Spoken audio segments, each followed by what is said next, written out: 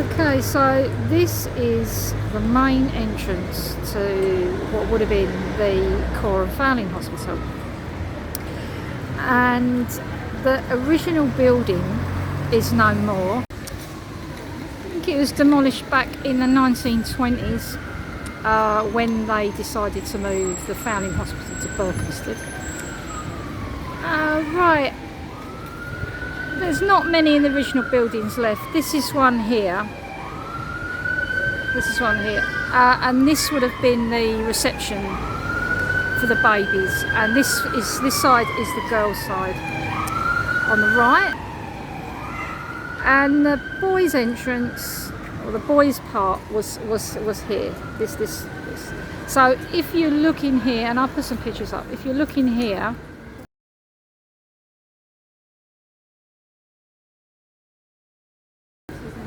The boys' wing would have been on the left and the girls would have been on the right, and they were kept completely separate in their accommodation blocks, and the only time they ever saw each other was going to church in their chapel, but they were kept strictly separate there. They weren't allowed to talk to each other.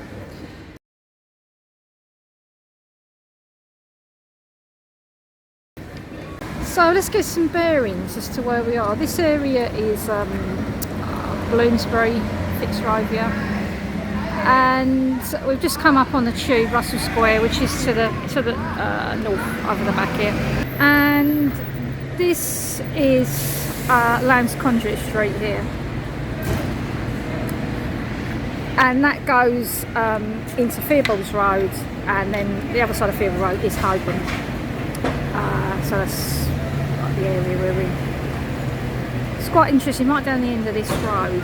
It's not here, it's a bit further down on the corner. That's Holborn Police Station, and I've worked there quite a few times because I met police clearance, so I worked on quite a lot of the Met Police sites. Yeah, and Holborn Police Station specialises in crimes committed against children, which is quite ironic, seeing as it's within sight of the old Coram's Foundling Hospital, yeah, which took in orphan children and foundling children. Yeah, and so if anyone who was arrested for murdering a child or child abuse, high-profile child abuse cases, they were taken there for questioning at Holborn Police Station. Yeah, actually got my van clamped there once. Yeah, Camden are notorious for clamping our vans. Yeah, never paid for it. BT paid for it, but yeah. But yeah, this would have been the admissions for the girls, and I'm actually going to walk around the side now if I can get there. They did have like a sort of a walkway, alleyway thing at the side. They've closed it off now, but I'll see if I can get around the corner and I can film the back of what used to be the covered area, like a walkway area where the Foundlings went out and they exercised when it was raining or it was bad weather. It was like a covered walkway. And I'll go and film the back of that, and that is that's one of the parts of the only original building left, apart from these ones right at the front here. Yeah, saying a little bit about when it was founded. 1742, Thomas Coram founded the Foundling Hospital. He saw a lot of babies abandoned roadsides and outside churches and whatnot, and he decided to start the Foundling Hospital. It was originally in Hatton Garden, but the building got far too small for the amount of babies being brought in, so they moved it to here. They originally looked at Montague House that became British Museum, but they thought that wasn't suitable enough, so they decided to build their own Foundling Hospital, and this is the site where it was built. Yeah, okay.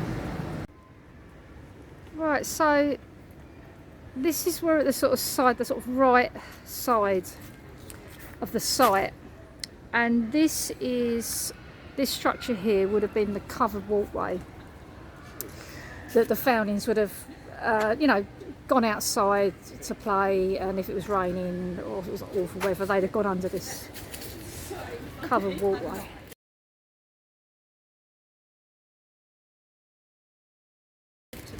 It's one of the only original structures left. They've actually got, this part would have been the girls' side, and then they've got the same structure on the other side, which would have been the boys' side.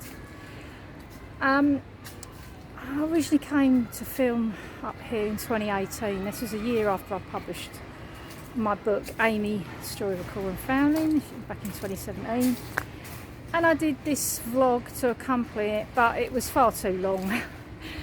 And it's a bit horrible, it's a bit cringy, so I've come up here to film it again. It's one of the original buildings there.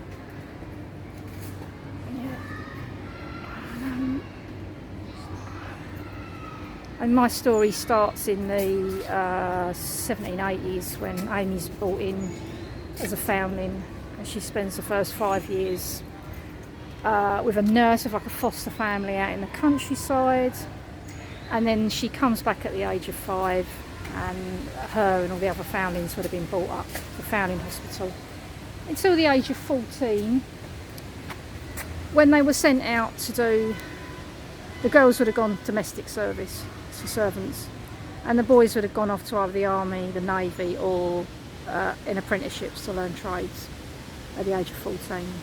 Yeah. And yeah, that's it. That's all that's left of the original buildings of the Foundling. Is the front part I was filming earlier, the gates, and these side parts. The rest of the building got demolished back in the 1920s. I think it was bought by a property developer who was going to do this, that and the other to it. It never happened. In the end it just got demolished, and they differed about what to do with the site, and in the end they decided to turn it into a kids playground, what it is today. I'm not going to go in there because I can't film, and also adults can't go in there unless they've got kids with them, so I can't go in there. I've got my kids with me today, but they're grown up, they're too old to play in playgrounds. This is Mecklenburg's kind of thing, yeah. Okay, so that's it. That's all that remains of the Foundling Hospital.